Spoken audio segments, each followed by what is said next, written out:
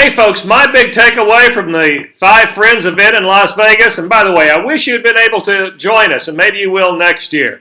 Here's my takeaway. You'll never get what you want, regardless of what it is, until you get very clear about what you are willing to give up in order to get it. You see, the motivational bozos tell us that you can have it all. And to be very, very clear, you can't. You're going to have to choose. What every single one of us has to do is choose, sometimes daily, sometimes hourly, what we're going to give up, get rid of, let go of, as my buddy Joe Calloway puts it, in order to focus on what we really want. That's my takeaway. Hope you put that into use in your life and your business today. Hey everybody, you know the number one thing I wanted people to get from me at the Five Friends Business Summit in Las Vegas was this. First of all, the most powerful factor in buying decisions today is this: word of mouth.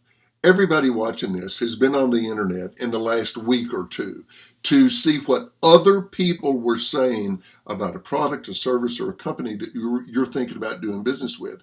And if all you saw were 5-star reviews, then you were extremely likely to do business with that company. So my takeaway was this: think about specifically what are the 3 things that you need to do that will create experiences for your customers that will cause your customers to go out and say to everybody else, hey, here's who you ought to be doing business with. Think about that today. Are you focusing on those things that matter most in creating positive word of mouth? Have a great day. Hey, it's Randy Pennington with one takeaway from the Five Friends Business Summit. The present should be guided more by the future than the past. So here's what that means for you and for your business. Where you invest your energy and resources today should reinforce the results and relationships you want in the future, rather than the ones that you had in the past. This principle applies to every area of your business: how you interact with customers, market your services, and especially how you build and sustain your organization's culture.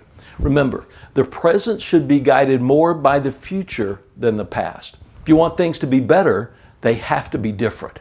And if you want them to be different, you have to change. I'll see you next time.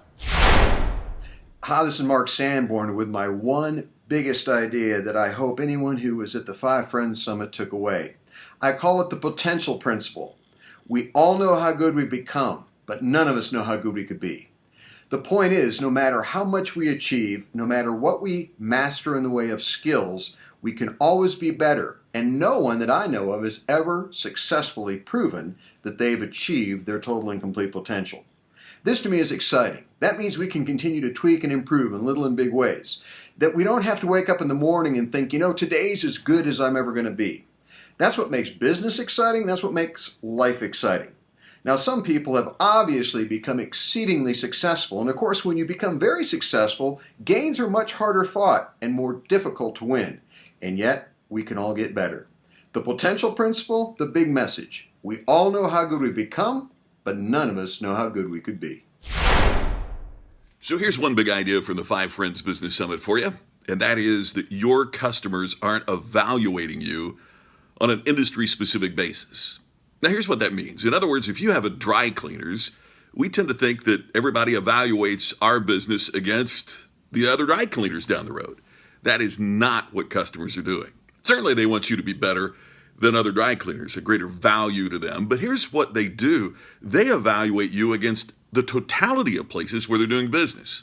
In other words, if the barista at Starbucks remembers their name, why doesn't the dry cleaners remember their name? If they have great service at the drive-thru, how come your drive-thru at your dry cleaners doesn't have great service, even though one's a restaurant and one's cleaning clothes? In other words, customers are blending the totality of their experiences. It means your competition might be very different than you think.